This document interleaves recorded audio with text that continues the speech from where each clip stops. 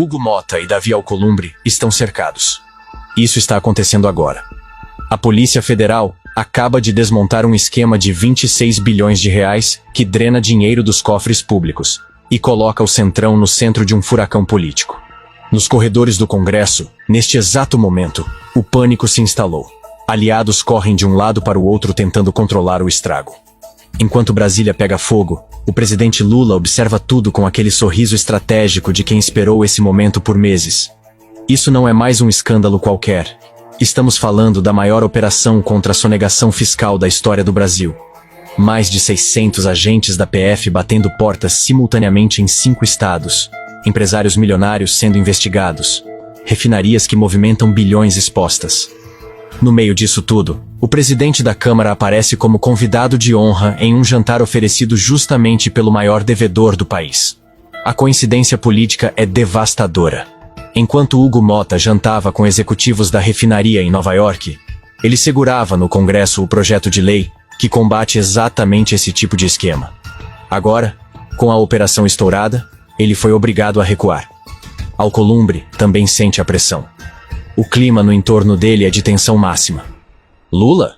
Lula assiste calmo, porque a estratégia dele sempre foi essa: dar autonomia para a Polícia Federal trabalhar e deixar que os fatos falem por si. Para entender como chegamos até aqui, preciso te levar alguns meses atrás. Quando Lula assumiu o 3º mandato, ele encontrou um Congresso completamente diferente dos seus governos anteriores. Os parlamentares hoje têm mais poder do que jamais tiveram. Controle sobre o orçamento secreto, emendas bilionárias, influência direta sobre obras e contratos. Chegou a um ponto em que deputados diziam abertamente que não queriam ser ministros. Isso era impensável há 10 anos. Mas agora, com bilhões nas mãos, ser ministro virou um cargo menor. Estamos falando de parlamentares controlando individualmente entre 50 e 100 milhões de reais em emendas por ano. Dinheiro que eles decidem onde investir, quais obras financiar, quais prefeituras beneficiar. Um poder que nem os ministros de Lula têm. Lula percebeu que enfrentar esse esquema de frente seria impossível. O Centrão é forte demais, tem dinheiro demais, conexões demais. Então ele mudou a estratégia. Em vez de brigar politicamente, ele fez algo mais simples e mais eficaz. Deu autonomia total para a Polícia Federal. Liberou verba, liberou estrutura e deixou claro que não haveria interferência. Nenhuma. Zero.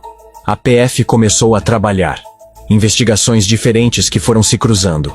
Um caso levava a outro. Um nome aparecia aqui e reaparecia ali. De repente, o cerco começou a apertar em cima de gente muito próxima aos caciques do Centrão. Ciro Nogueira, Antônio Rueda, Arthur Lira, Hugo Motta. Todos eles com aliados sendo investigados por esquemas pesados. Lula só observava. Sem pressa. Esperando o momento certo. O momento chegou. Na madrugada de ontem, mais de 600 agentes da Polícia Federal saíram às ruas. A operação atingiu 190 alvos espalhados por 5 estados. Portas sendo derrubadas. Documentos apreendidos. Computadores levados. Empresários milionários sendo conduzidos para depoimento. Entre os alvos, mansões avaliadas em dezenas de milhões, carros de luxo importados, helicópteros particulares. A PF apreendeu mais de 200 milhões de reais em bens bloqueados imediatamente. Segundo investigadores, alguns dos empresários tentaram embarcar em voos internacionais nas horas anteriores à operação. Não conseguiram. Os passaportes já estavam sob restrição judicial. A inteligência da PF acompanhava cada movimento há semanas. O alvo principal? A Refit, uma refinaria que opera em Manguinhos e que por anos foi tratada como a maior devedora do país. Mas isso não é só sobre dívida fiscal. Segundo as autoridades, a Refit operava um esquema tão sofisticado de fraude que virou símbolo do crime do andar de cima. Offshores nos Estados Unidos, fundos em cascata, empresas de fachada, redes familiares criadas para esconder lucros e reduzir artificialmente o pagamento de impostos. Um mecanismo perfeito, como um relógio suíço, só que movido à fraude. Estamos falando de homens ricos que construíram fortunas enquanto o dinheiro público desaparecia. Os números explodiram nas manchetes. 26 bilhões de reais de prejuízo aos cofres públicos. 26 bilhões. Esse é o tamanho do rombo. Para você ter noção, 26 bilhões de reais é o equivalente a 2 anos inteiros de Bolsa Família para 20 milhões de famílias brasileiras. Só no Rio de Janeiro, foram 10 bilhões de reais sonegados. Sabe quanto custa todo o aparato policial do Rio por ano? 9 bilhões. A Refit sozinha sonega mais do que o estado inteiro gasta com polícia. Enquanto isso, os donos dessa operação acumulavam patrimônio milionário às custas do contribuinte. Esse dinheiro poderia ter financiado hospitais, escolas, creches, programas sociais. É dinheiro que falta aqui embaixo e sobra lá em cima. Como sempre acontece quando o rastro é de bilhões, o cheiro da política aparece forte. Aqui a história vira de vez. Enquanto a bomba explodia no Brasil, fotos e relatos começaram a circular, mostrando Hugo Motta como convidado de honra em um jantar de gala oferecido pela própria Refit. Isso mesmo. O presidente da Câmara dos Deputados foi a Nova York para jantar com os executivos do grupo, que acabou de ser exposto pela maior operação da década. Segundo pessoas que estiveram no evento, Hugo Motta circulou como estrela entre os empresários da Refit, o mesmo grupo que o governo federal aponta como o maior devedor do país. O jantar aconteceu em um dos restaurantes mais caros de Manhattan. Havia outros parlamentares brasileiros presentes, segundo relatos. Executivos de empresas ligadas ao setor de combustíveis, lobistas, empresários do ramo imobiliário. Um evento privado, discreto, longe dos holofotes brasileiros, mas as fotos vazaram. E quando vazaram, a reação nos bastidores de Brasília foi de choque. Até aliados de Hugo Motta ficaram sem palavras para explicar a situação. Esse jantar custou caro aos cofres públicos. Quando você ver quanto ele gastou nessa viagem, vai cair da cadeira. Hugo Motta gastou 15 mil reais em diárias de hotel. 5 mil reais por dia.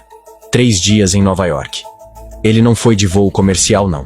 Hugo Motta viajou de avião da Força Aérea Brasileira. O custo dessa viagem? Pelo menos 300 mil reais pagos pelo contribuinte.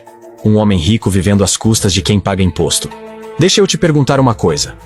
Você acha normal o presidente da Câmara viajar de avião militar para jantar com o maior devedor do Brasil? Isso não deveria estar acontecendo. Enquanto isso, nos bastidores de Brasília, ele segurava há meses o projeto de lei que endurece as regras contra devedores. Um projeto que o governo Lula considera essencial para combater grandes esquemas de sonegação. A pergunta que correu pelos corredores do Congresso foi simples e direta. Por que o presidente da Câmara estava justamente com esse grupo dias antes da maior operação da PF contra eles? Ninguém acusa nada diretamente, mas a coincidência política, devastadora, tem um detalhe ainda mais explosivo. A operação não atinge só Hugo Motta. Davi Alcolumbre também aparece citado nas conversas de bastidor, como preocupado com os desdobramentos. O clima no entorno dele é de tensão máxima. Olha, na minha opinião, esse é o ponto mais perigoso dessa história. A operação expõe relações que o Centrão preferia manter longe dos holofotes, porque tem algo que a mídia não está mostrando com a devida ênfase. Nos bastidores, autoridades comentam que a Refit tinha conexões nebulosas com estruturas investigadas por lavagem de dinheiro, usadas por facções criminosas. O PCC, especificamente, usa o setor de combustíveis para lavar dinheiro em escala industrial. Como? Comprando refinarias, usinas de etanol e centenas de postos de gasolina. Segundo dados da Polícia Federal, o PCC controla direta ou indiretamente mais de 300 postos de combustível em 4 estados. São pelo menos 5 refinarias de pequeno e médio porte, operando para a organização. 3 usinas de etanol no interior de São Paulo. A operação movimenta, segundo estimativas da inteligência, cerca de 2 bilhões de reais por ano só em combustíveis. Desses 2 bilhões, pelo menos metade é dinheiro lavado. O esquema é tão grande que envolve distribuidoras inteiras, transportadoras e até fiscais que fazem vista grossa mediante propina. O esquema funciona assim. O posto falsifica notas fiscais para mostrar faturamento maior do que o real. A refinaria que fornece para esse posto também falsifica as notas,